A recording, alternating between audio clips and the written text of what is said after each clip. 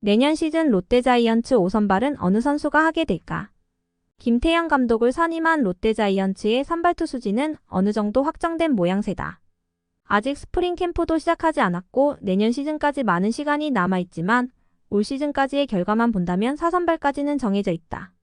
반즈와 윌커슨의 재계약 여부가 남아있으나 용병 2명이 1위 선발 자리를 책임지고 항저우 아시안게임에서 금메달을 획득해 병역 혜택을 받은 국가대표 투수. 박세웅과 나균환이 특별한 부상이 없다면 3, 4선발을 책임질 것으로 보인다. 남은 5선발 자리를 두고 여러 투수들의 경쟁이 예상된다. 누가 김태형 감독의 선택을 받을지 아직 아무도 모른다. 올 시즌까지만 보고 예상해본다면 한현희, 심재민, 이인복 등이 가장 가능성이 높아 보인다. 이인복은 올 시즌을 앞두고 1월에 뼈조각 제거 수술을 받으며 6월에 복귀했다.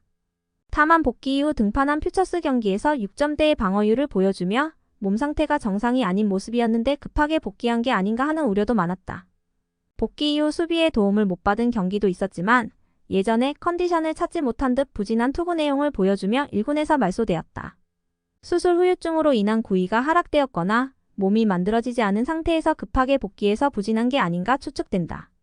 내년 시즌 시작은 이인복보다 한현희, 심재민 2명이 우선순위로 예상된다.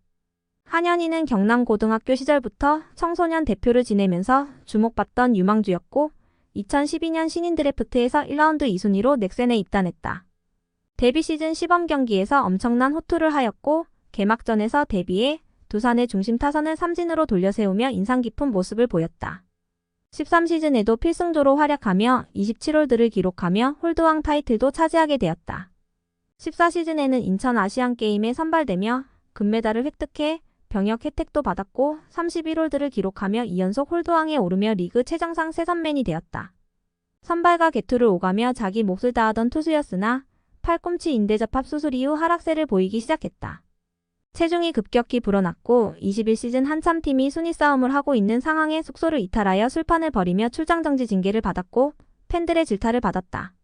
차기 관리 실패로 체중은 계속 불어났고 워크의식이 좋지 않다는 평가 때문에 FA 시장에서 외면을 받았고 사인 앤 트레이드 이야기도 나오면서 키움은 한현희와 결별을 선언했다. 대만 야구 진출까지 고려했으나 결국 롯데자이언츠와 3+1년 최대 40억의 FA 계약을 하며 롯데자이언츠의 유니폼을 입게 되었다.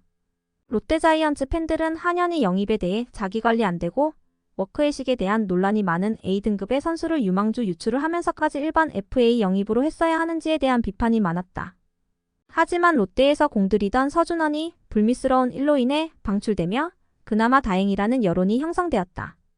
FA 첫 해인 23시즌 선발과 개투를 오가며 5월을 제외하곤 최악의 성적을 기록하며 최다패 투수의 불명예 타이틀을 얻게 되었다. 한현희의 장점은 특별한 잔부상이 없어 시즌 선수단 운영에 유동적인 투입을 할 수 있다는 것이다. 5선발 혹은 개투에서 구멍이 생기면 가장 먼저 떠오른다. 단, 4, 5선발의 경우 팀의 유망주를 실험하며 경험을 쌓게 하는 경우가 많은데 한현희가 5선발을 맡으면 젊은 투수들에게 기회가 그만큼 줄어드는 단점이 있다. 심재민은 중학생인 시절부터 전국적인 탑 유망주였다.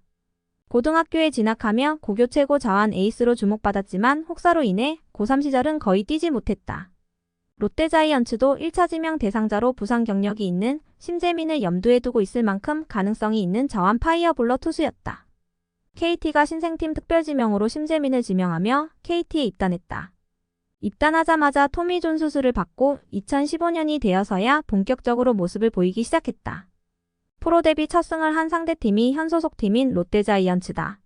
16시즌에는 6월 한 달간 리그 최상급 개투로 활약을 해주며 좋은 모습을 보였고 18시즌까지 팀이 필요한 상황에 연투도 하며 마당새 역할을 하며 KT 개투진에 큰 힘이 되었다. 어깨와 팔꿈치 통증이 심해지며 사회복무요원으로 군복무를 했고 21시즌 후반기 롱리 리프로 활약하며 KT 우승 멤버가 되었다. KT가 한국시리즈 사전 전승을 기록해 한국시리즈의 등판 기록은 없다. 이후 KT에서 승패전조를 가리지 않고 등판하는 전천후로 활약했고 선발이 구멍 난 경우 대체 선발로도 등판했다. 23시즌 초반 부진을 기록하며 퓨처스에 내려간 뒤 5월 롯데자이언츠 이호영과 1대1 트레이드로 10년 만에 고향에 복귀했다. 퓨처스에서 컨디션을 올리고 있던 중 자완 기근인 팀사정상 1군에 등록되어 준수한 모습을 보여주었지만 반대급부인 이호연이 엄청난 활약을 하며 기록에 비해 빛을 발했다. 오프너 역할로도 무난한 모습을 보여주었고 선발로 등판해 5이닝 1실점으로 괜찮은 모습을 보였으며 9월 기아와 경기에 선발로 출전해 5이닝 1실점을 기록하면서 강호 콜드로 데뷔 첫 선발승이자 완투승을 기록했다. 원포인트로 등판했을 때보다 선발로 등판했을 때 훨씬 좋은 성적을 기록하며 준수한 자완투수로 입지를 다졌다. 신재민은 고교 시절 빠른 공과 슬라이더로 승부하는 투수였으나 수술 이후 힘으로 누르는 강속구 투수가 아닌 수싸움과 운영 능력이 좋은 투수로 변했다. 9위로 1이닝을 막아줄 수 있는 선수가 아니고 좌타에게 강한 스페셜리스트도 아니다. 오히려 우타자에게 기록이 더 좋으며 정교한 제구력의 피네스 피처도 아니다. WHIP가 1.60으로 주자를 잘 내보내는 대신 에로비 퍼센트가 75.6%로 리그 평균보다 좋을 만큼 위기관리 능력이 좋다. 볼넷을 남발하거나 실점을 연달아 하는 유형의 투수는 아니라 선발 로테이션을 보장받고 휴식일을 보장받는다면 더 좋은 활약을 할 수 있을 여지가 충분히 있다. 또 롯데에 찾기 힘든 체인지업 투수인데다 저안이고 패스트볼, 슬라이더, 커브, 체인지업을 던지는 롯데에 많지 않은 포피치 투수다.